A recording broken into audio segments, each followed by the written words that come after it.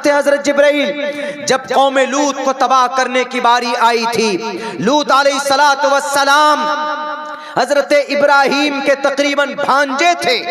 भांजे हजरत लूत अलैहिस्सलाम नबी थे, कुर्बत का जमाना था हजरत इब्राहीम का।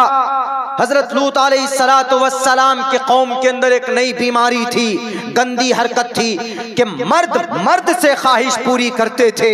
तो अल्लाह तबारक व तआला ने पैगाम भेजा हजरत जिब्राइल के जरिए। हजरत लूत अलैहिस्सलाम को कहा कि लूत अपने कौम के लोगों को समझाओ कि गलत रास्ता ना चुने। अगर अपनी ख्वाहिश पूरी करनी है तो समाज की औरतें मौजूद है, उनसे निकाह करे, जायज तरीके पर अपने रिश्ते को, अपनी ख्वाहिश को पूरी करे। लेकिन नहीं मानते थे, बगावत पर उतर आए।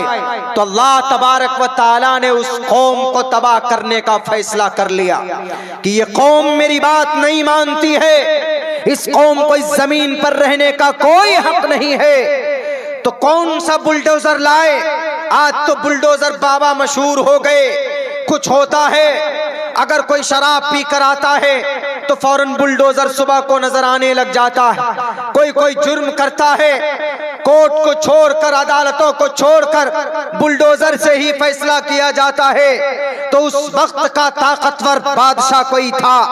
तो अल्लाह तबारक व तआला के हुक्म और उनके कहने पर हजरत जिब्राइल अमीन पहुंचते हैं कौम लूत को तबाह बर्बाद करने के लिए, उस कौम को सफ़े हस्ती से मिटाने के लिए। मेरे भाइयों, हजरत जिब्राइल अमीन आकर कहते हैं हजरत लूत अलैहिस्सलाम से कि लूत, आप अपनी बोरिया बिस्तर को बांधिए, आप बस्ती से बाहर हो जाइए।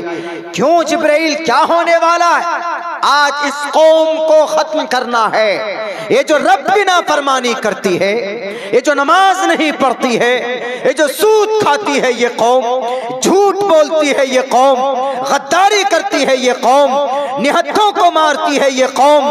2 लड़के मारे गए राजस्थान के अंदर, 2 लड़के मारे गए अभी राजस्थान के अंदर, जानवरों के नाम पर मारे गए, और वो सारे के सारे पापी मुजरिम घूम रहे हैं। हुकूमत लंगड़ी और लूड़ी बनी हुई है, सरकार गूंगे और बहरे बने हुए हैं। जो कातिल हैं वो घूम रहे हैं, और जो बेचारे मासूम थे, जिन पे पूरी फैमिली को पालने की जिम्मेदारी थी, उनको मौत के घाट उतार दिया गया।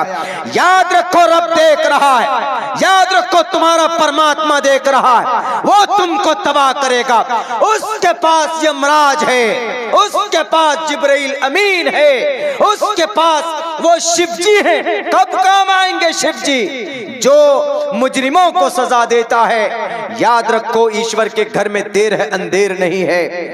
जब कोई ईश्वर की मुखालफत करता है, जब कोई ईश्वर की बात नहीं मानता है, जब कोई अपनी मनमानी करता है, जब कोई अपनी मर्जी को रब के, ईश्वर के सामने लाकर अपनी जिंदगी को चलाता है, उस वक्त ईश्वर फैसला करता है, रब फैसला करता है कि उसको हिदायत दी जाए, उसको सफ़े हस्ती से मिटा दिया जाए। जिब्राइल अमीन आते हैं, हजरत लूत अलैहिस्सलाम को कहते हैं कि लूत, आप बस्ती से बाहर जाओ। क्यों? बस्ती वालों को तबाह करना है।